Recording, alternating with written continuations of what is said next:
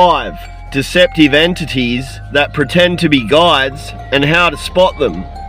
Let's get something straight. Not every voice in your head is your higher self, and not every spirit guide wants your evolution. And in the spirit world, where everyone's looking for the light, that's where darkness hides the best. Here are 5 deceptive entities that can masquerade as guides, angels, or ascended masters, and how to protect yourself. Number 1, false light beings. They speak in love, they preach peace, but their main job is to keep you complacent. They make you feel good, but never grow. They reward obedience, not wisdom. How to spot them? You'll feel sleepy, numb, and overly passive, even when it's inherently toxic. So to get rid of them, say, if this being does not serve my highest truth and sovereignty, you are not welcome here. Number 2, thought form attachments. These aren't beings, they're energy parasites created from fear, trauma, addiction, or religious indoctrination. They survive by feeding off of your emotional loops: shame, guilt, rage, and hopelessness. How to spot them? Repetitive intrusive thoughts, self-doubt that hits out of nowhere, constant anxiety with no clear source.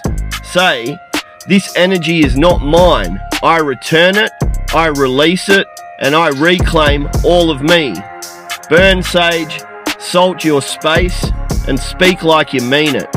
Number 3, familiar spirits or imposters. They can mimic the voice of a loved one in reality or who's passed, even in dreams, as someone that you trust. But they're not that person.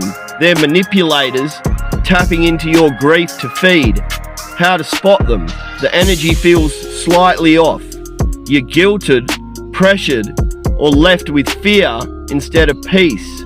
So say out loud, if you are not of the divine, you do not have permission to enter my field. And don't go inviting them back by avoiding addressing your trauma.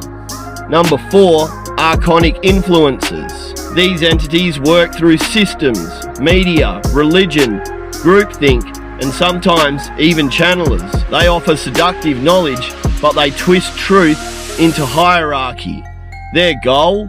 Control through confusion. How to spot them? When you feel spiritually inferior, when a teacher demands obedience, when truth feels like a trap, then say this: I reject all knowledge that chains instead of frees. Truth does not require my submission. And number 5, false versions of your higher self. Yes, even your higher self can be hijacked. What you think is intuition may just be conditioning in a spiritual disguise. How to spot it? When the inner voice sounds like an overlord instead of a liberator. When it feeds ego or fear. When it shames your process instead of guiding your growth. Say, I call forward only the pure original frequency of my divine self. All imposters must leave now. Spiritual warfare isn't fantasy, it's psychology plus energy. And if you don't know who's speaking, then you don't know who's steering. So follow me if you're done being spiritually gaslit by entities that wear light like a costume, and I'll see you on the next video.